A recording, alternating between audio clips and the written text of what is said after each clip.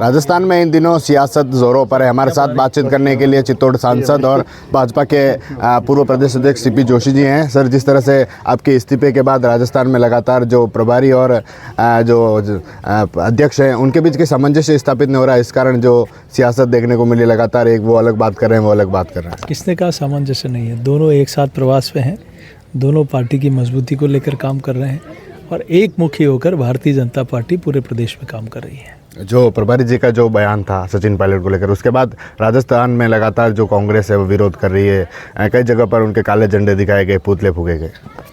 देखिए, उस बयान के बारे में मैंने देखा नहीं, उस देखने के बाद ही मैं कुछ कह पाऊँगा।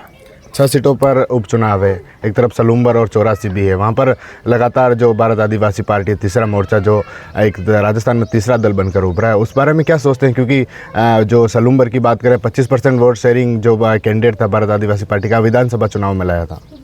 देखिए, भारतीय जनता पार्टी माननीय अध्यक्ष जी और मुख्यमंत्री जी के नेतृत्व में सरकार की योजनाएं और पार्टी के संगठन की मजबूती को लेकर हम सब लोग इन चुनाव में जाएंगे और निश्चित रूप से सभी सीटों पर भारतीय जनता पार्टी विजयश्री हो, इसके लिए पूरी ताकत के साथ लगेंगे।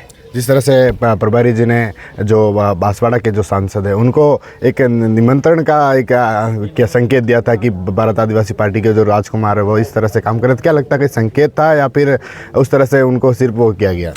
देखिए, वो प्रदेश के अध्यक्ष हैं और प्रभारी हैं, उन्होंने कुछ सोच समझ के कहा होगा।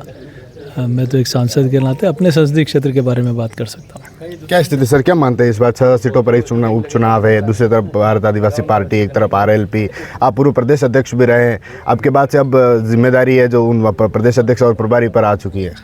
मैं पूर्व प्रदेश अध्यक्ष था। आप क्या सोचते हैं सर? मैं संसदीय क्षेत्र की बात करूँगा अब। 6 सीटों पर आप क्या मानते हैं? RLP, और आपने तो सर धरातल पर काम किया है, पिछले चुनावों में भी आप एक्टिव रहे, उपचुनाव में भी, और अब चुनाव है, 6 सीटों पर वापस से उपचुनाव हो रहे हैं, तो उस पर आप क्या मानते हैं? क्योंकि एक तरफ RLP है, दूसरी तरफ और दल भी एक्टिव है ना सर साहब? देखिए, सभी राजनीतिक दल निश्चित रूप से राजनीति में काम कर रहे हैं, तो निश्चित रूप से वो अपनी पार्टी के लिए काम करेंगे, लेकिन भारतीय जनता पार्टी एक मुखी होकर अपने काम के दम पर निश्चित रूप से राजस्थान में फिर से विजयश्री करे, इसके लिए हम सब लोग मिलकर प्रयास करें। एक बिल प्रदेश की मांग राजस्थान में लगातार जो उठा रहे, उस पर आप क्या मानते हैं? देखिए, उसके बारे में जो नीति निर्धारण करने वाले वो लोग अपनी राय रखेंगे। आप क्या सोचते हैं इस पर? चूँकि मेरे क्षेत्र से बाहर की बात है तो वो नीति निर्धारण करने वाले ही इस पर बात करेंगे।